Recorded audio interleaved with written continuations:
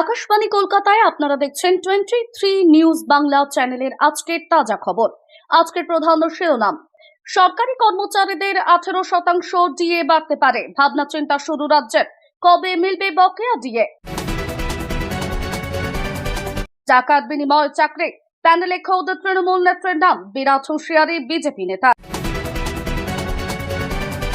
আদানির বন্দরে যখন কয়েক কিলো মাদক পাওয়া গিয়েছিল তখন কি পদক্ষেপ নিয়েছিল মোদী সরকার? প্রশ্ন রাহুলের। টার্গেট 2026, কে কোথায় কতটা তৈরি হচ্ছে রিপোর্ট কার্ড, নিচু তলায় বিশেষ জোর তৃণমূলের।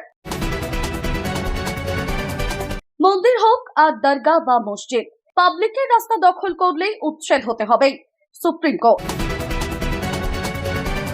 শিরোনামে আরজিকর, 40 জনের বিরুদ্ধে প্রমাণ মিলেছে, চাঞ্চল্যকর রিপোর্ট পেশ তদন্ত কমিটির। প্রতিদিন সেরা খবর পেতে আমাদের এই 23 নিউজ বাংলা চ্যানেলটিকে সাবস্ক্রাইব করে বেল আইকনটি প্রেস করুন আর সঠিক এবং সত্যের সাথে থাকুন। আমাদের 23 নিউজ বাংলা চ্যানেলটিকে সাপোর্ট করতে সবাই লাইক, কমেন্ট এবং শেয়ার করতে ভুলবেন না। বিস্তারিত, সরকারি কর্মচারীদের 18% ডিএ বাড়তে পারে, ভাবনা চিন্তা শুরু রাজ্যের, কবে মিলবে বকেয়া ডিএ?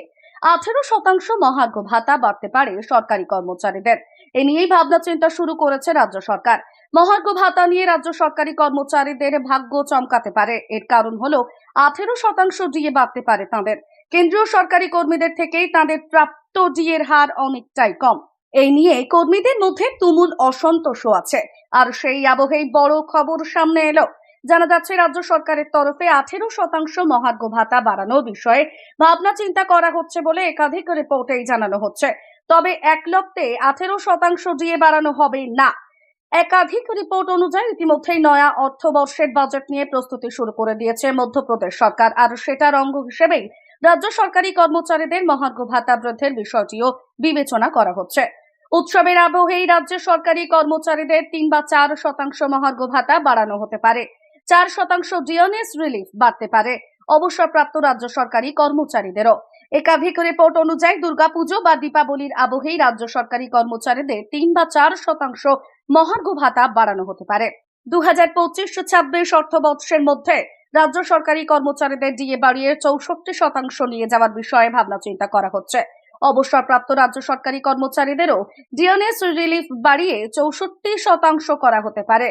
যদি সত্যি এটা হয় তবে দারুণ খবর হবে সে রাজ্যের সরকারি কর্মীদের জন্য। আদানির বন্দরে যখন কয়েক কিলো মাদক পাওয়া গিয়েছিল তখন কি পদক্ষেপ নিয়েছিল মোদী সরকার?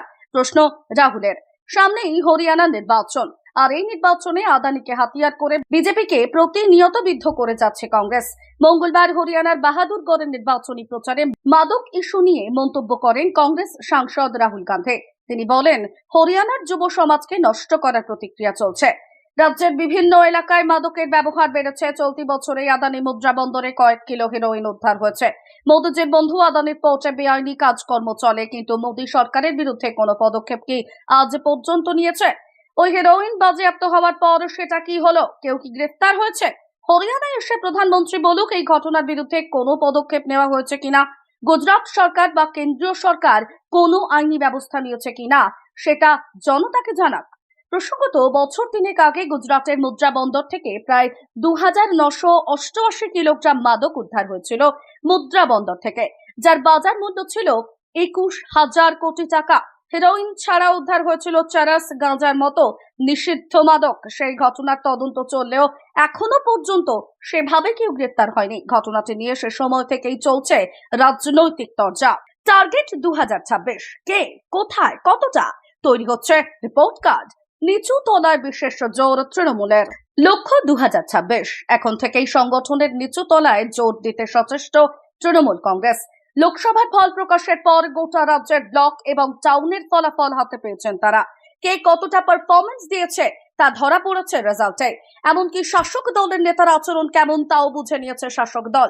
এই অবস্থায় একেবারে নিচু তলায় শীঘ্রই বদল আসতে চলেছে বলে তৃণমূল সূত্রে খবর। ইতিমধ্যে এই বিষয়ে অভিষেক বন্দ্যোপাধ্যায় এবং সুব্রত বক্সী বৈঠক করেছেন বলেও জানা যাচ্ছে। লোকসভার ফল অনুযায়ী শহরাঞ্চলে তৃণমূলের ফল তুলনামূলক খারাপ, তাই এই অবস্থাকেই প্রাধান্য দিয়ে সংগঠনের নিচু তলায় বদল আসবে বলে তৃণমূল সূত্রে খবর।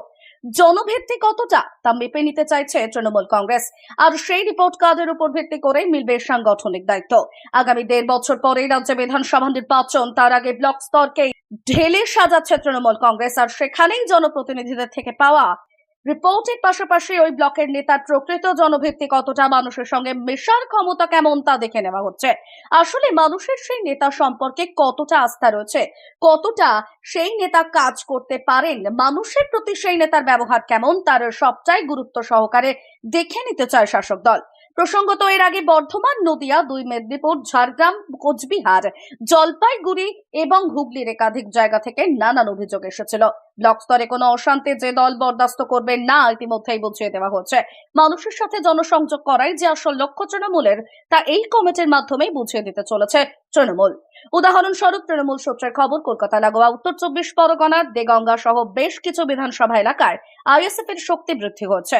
বামেদের তুলনায় আইএসএফ ভোট বেশি পেয়েছে, তেমনি ভোট বৃদ্ধি হয়েছে বিজেপিরও। বারাসাত পুরসভা সহ বেশ কিছু পুর এলাকায় তৃণমূলের কার্যত হার হয়েছে। কেন এই হার, তার পূর্ণাঙ্গ রিপোর্ট চেয়ে পাঠিয়েছিল তৃণমূলের শীর্ষ নেতৃত্ব। যেমন বারাসাত পুরসভায় 35টি ওয়ার্ডের মধ্যে 30টি ওয়ার্ডেই হার, মধ্যমগ্রাম পুরসভার 28টি ওয়ার্ডের মধ্যে 12টিতে হার হয়েছে। মন্দির হোক আর দরগা বা মসজিদ, পাবলিকের রাস্তা দখল করলে উচ্ছেদ হতে হবে সুপ্রিম কোর্ট। জনসাধারণের নিরাপত্তাই শেষ কথা। সেক্ষেত্রে মন্দির, মসজিদ কিংবা দরগা সহ কোনো ধর্মীয় স্থান যদি রাস্তা, রেল লাইন বা কোনো জলাশয় দখল করে গড়ে ওঠে, তাহলে তা ভাঙা যাবে। মঙ্গলবার এমনই মন্তব্য করল সুপ্রিম কোর্ট। আদালতের তরফে মন্তব্য করা হয়, ভারত একটি ধর্মনিরপেক্ষ দেশ। সেক্ষেত্রে কোনো জবরদখল বিরোধী যদি কোনো অভিযান হয়, তাহলে তা ধর্ম বা নাগরিক দেখে হবে না, সবার ক্ষেত্রেই একই নিয়ম প্রযোজ্য হবে। দেশের একাধিক রাজ্যে বিভিন্ন অভিযোগে অভিযুক্তদের সম্পত্তি ধ্বংস নিয়ে হওয়া একটি মামলার শুনানি হচ্ছিল সুপ্রিম কোর্টে। ওই মামলায় বিচারপতি বি.আর. গাভাই এবং বিচারপতি কে.ভি. বিশ্বনাথের বেঞ্চের তরফে গত 17 সেপ্টেম্বর মন্তব্য করা হয়, কোনো অভিযুক্তের সম্পত্তি 1 অক্টোবর পর্যন্ত ভাঙা যাবে না। কেউ কোনো মামলায় অভিযুক্ত বলেই তার সম্পত্তি ভেঙে দেওয়া যায় না। অন্যদিকে আজ সুপ্রিম কোর্টের বেঞ্চের তরফে ওই মামলায় বলা হয়, আমরা ধর্মনিরপেক্ষ দেশে বাস করি, আমাদের নির্দেশও কারো ধর্ম দেখে হবে না। যে কোনো জবরদখলের ক্ষেত্রে, তা সে রাস্তা হোক বা রেল লাইন কিংবা কোনো জলাশয়, সাধারণ মানুষের নিরাপত্তার কথা ভেবেই তা হটিয়ে দেওয়া হবে। যদি কোনো রাস্তায় কোনো মন্দির, মসজিদ, গুরুদ্বার বা দরগা থাকে, তাহলে তা মানুষের বাধা সৃষ্টি করতে পারে। এদিন শুনানিতে সুপ্রিম কোর্টের তরফে উত্তরপ্রদেশ এবং মধ্যপ্রদেশ সরকারের পক্ষে সওয়ালকারী সলিসিটর জেনারেল তুষার মেহতাকে প্রশ্ন করে, কেউ ক্রিমিনাল হলে কি তার বাড়িঘর ভেঙে দেওয়া যায়? ওই প্রশ্নের জবাবে তুষার মেহতা বলেন, একদমই নয়।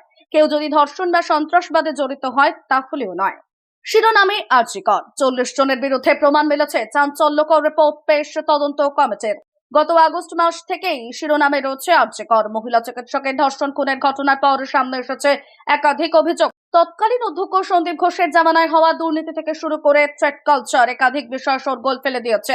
এমত অবস্থায় আরজি করের থ্রেট কালচারের অভিযোগের অনুসন্ধান রিপোর্ট পেশ করা হলো। আরজি করের অন্দরে থ্রেট কালচারের অভিযোগের জন্য পড়ে দেওয়া কমিটি সম্প্রতি অধ্যক্ষের কাছে রিপোর্ট পেশ করেছে।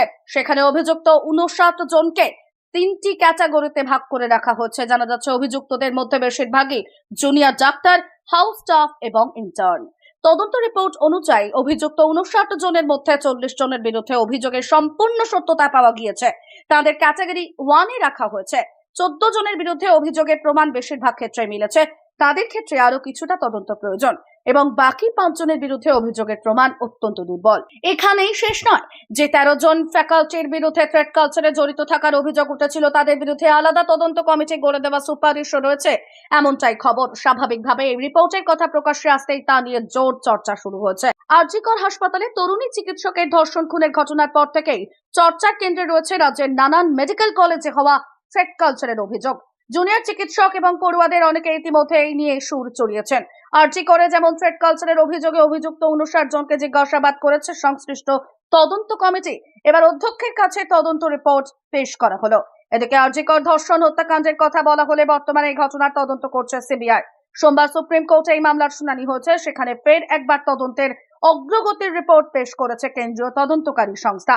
তা দেখে প্রধান বিচারপতি ডি.ওয়াই চন্দ্রচূড় বলেন, সিবিআই তদন্তে অনেক জরুরি তথ্য উঠে এসেছে, তারা তদন্ত চালিয়ে যাক। Bureau report, 23 news Bangla channel.